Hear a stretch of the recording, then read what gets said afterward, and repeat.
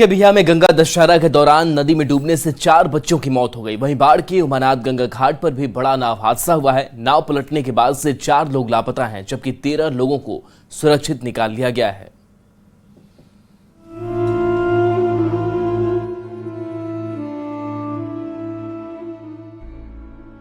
एक बार फिर त्योहार की खुशियां मातम में बदल गई।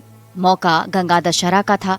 सुबह से ही नदी के घाटों पर लोगों की भीड़ जुट रही थी, लेकिन लापरवाही ने 4 बच्चों की जान ले ली। घटना भोजपुर के बिहिया की है। शिवपुर घाट पर बन रहे ब्रिज के पास दीपू यादव, सोनू यादव, निशु शर्मा और रामजी गोंड सेल्फी ले रहे थे, लेकिन सेल्फी लेने के दौरान चारों बच्चे नदी में गिर पड़े। लोगों ने बचाने की बहुत कोशिश की, लेकिन निराशा हाथ लगी। गंगा में डूबे ये चारों बच्चे बिहिया थाना क्षेत्र के खरौनी गांव के रहने वाले थे।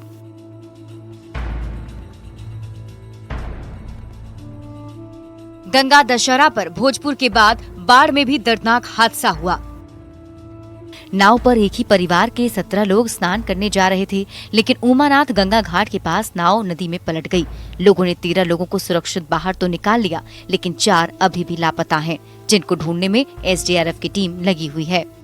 एक ही फैमिली के 17 लोग जो है वो नाव पे थे और नाव पलटी थी। तो अभी जो है 4 लोग जो है वो मिसिंग है और बाकी 13 लोग जो है।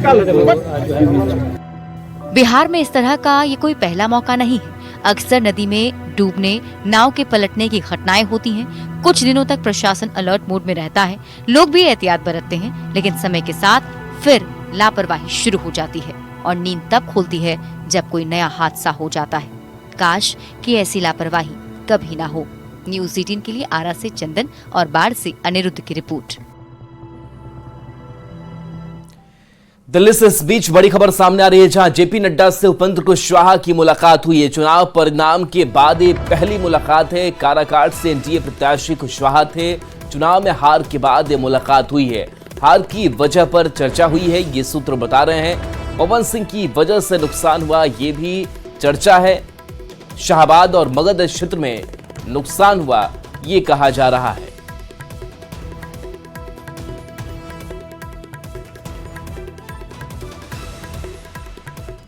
लोकसभा चुनाव के बाद एक बार फिर ईवीएम का मुद्दा उठा है। कांग्रेस सांसद राहुल गांधी ने ईवीएम को लेकर सोशल मीडिया प्लेटफॉर्म एक्स पर बिजनेसमैन एलन मस्क के पोस्ट को टैग किया है। इस पोस्ट में राहुल गांधी ने लिखा है, भारत में ईवीएम एक ब्लैक बॉक्स है, किसी को भी उनकी जांच करने की अनुमति नहीं है। अखिलेश ने भी ईवीएम पर सवाल उठा दिए हैं, जिसके बाद बीजेपी ने इस पर पलटवार किया है।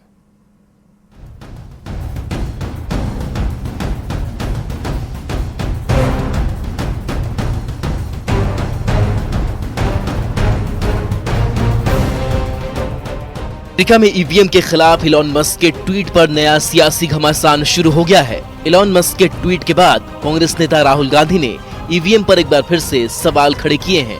सोशल मीडिया प्लेटफॉर्म एक्स पर राहुल गांधी ने पोस्ट किया, भारत में ईवीएम एक ब्लैक बॉक्स है और किसी को भी उसकी जांच करने की इजाजत नहीं है।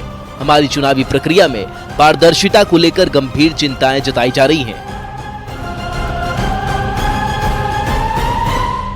राहुल गांधी ने मुंबई में एक प्रत्याशी के समर्थकों की तरफ से की गई गड़बड़ी से जुड़ी खबर शेयर करते हुए लिखा, जब संस्थाओं में जवाबदेही की कमी होती है तो लोकतंत्र एक दिखावा बन जाता है। हालांकि मुंबई में ईवीएम को मोबाइल से अनलॉक करने की रिपोर्ट पर चुनाव आयोग कह चुका है कि ईवीएम का मोबाइल से कोई कनेक्शन नहीं है और ईवीएम की काउंटिंग के लिए किसी कोड की जरूरत नहीं पड़ती है। ईवीएम पर नए सियासी बवाल के बीच समाजवादी पार्टी के नेता अखिलेश यादव ने सोशल मीडिया पर लिखा है, टेक्नोलॉजी समस्याओं को दूर करने के लिए होती है, अगर वही मुश्किलों की वजह बन जाए तो उसका इस्तेमाल बंद कर देना चाहिए। आज जब विश्व के कई चुनावों में ईवीएम को लेकर गड़बड़ी की आशंका जाहिर की जा रही है और दुनिया के जाने माने टेक्नोलॉजी एक्सपर्ट्स ईवीएम में हेराफेरी के खतरे की खुलेआम बात कर रहे हैं, तो फिर ईवीएम के इस्तेमाल की जिद के पीछे की वजह क्या है, ये बात भाजपा ही साफ करे। ईवीएम पर राहुल गांधी, अखिलेश यादव और टेस्ला के सीईओ इलॉन मस्क के सवाल उठाने के बाद बीजेपी ने पलटवार किया है। बीजेपी नेता राजीव चंद्रशेखर ने सोशल मीडिया प्लेटफॉर्म एक्स पर एक पोस्ट कर इलॉन मस्क के दावे को गलत बताया। राजीव चंद्रशेखर ने लिखा कि इलॉन मस्क का विचार अमेरिका और अन्य जगहों पर लागू हो सकता है, जहां वो इंटरनेट से जुड़ी वोटिंग मशीनें बनाने के लिए नियमित कंप्यूट प्लेटफॉर्म का इस्तेमाल करते हैं। लेकिन भारतीय ईवीएम कस्टम डिजाइन, सुरक्षित और किसी भी नेटवर्क या मीडिया से अलग है। कोई कनेक्टिविटी नहीं, कोई ब्लूटूथ, वाईफाई, इंटरनेट नहीं है। बता दें कि टेस्ला के सीईओ इलॉन मस्क की ईवीएम पर सवाल उठाने के बाद से ये मुद्दा फिर से सुर्खियों में आ गया है। मस्क ने दावा किया था कि ईवीएम को हैक किया जा सकता है, इसे अमेरिकी चुनावों से हटा दिया जाना चाहिए। हालांकि मस्क ने अपने दावों के समर्थन में कोई सबूत नहीं दिया है। मस्क ने ये बात अमेरिका के राष्ट्रपति पद के उम्मीदवार रॉबर्ट एफ कैनेडी जूनियर की एक पोस्ट को रिपोस्ट करके कही। अमेरिका में नवंबर में राष्ट्रपति चुनाव होने हैं। हालांकि राजीव चंद्रशेखर का साफ कहना है कि ईवीएम के लिए भारत में सबसे दुरुस्त व्यवस्था है।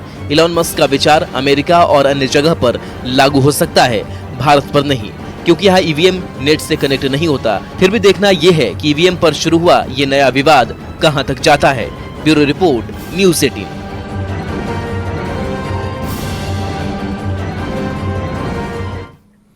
लखीसराय पहुंचे डिप्टी सीएम विजय कुमार सिन्हा ने बिहार में लॉ एंड ऑर्डर को लेकर बड़ा बयान दिया। डिप्टी सीएम ने अपराधियों को सुधरने की चेतावनी देते हुए कहा कि अपराधी सुधर जाए, नहीं तो उनको परलोक भेज दिया जाएगा। साथ ही सीएम नीतीश के बिहार में दोबारा कानून राज स्थापित करने के संकल्प को भी दोहराया। या तो अपराधी सुधरेगा या परलोक सिधारेगा, दोनों व्यवस्था बनेगी। गिरफ्तारी भी होगा और क्राइम नहीं बंद करेगा तो परलोक सिधारेगा। खुला चेतावनी है। बिहार में लॉ एंड ऑर्डर की राज कायम होगा। मुख्यमंत्री जी ने साफ शब्दों में कहा है कि कानून का राज हर हाल में स्थापित करेंगे। 2005 से 10 के बीच में जिस तरह से चला था उस तरह से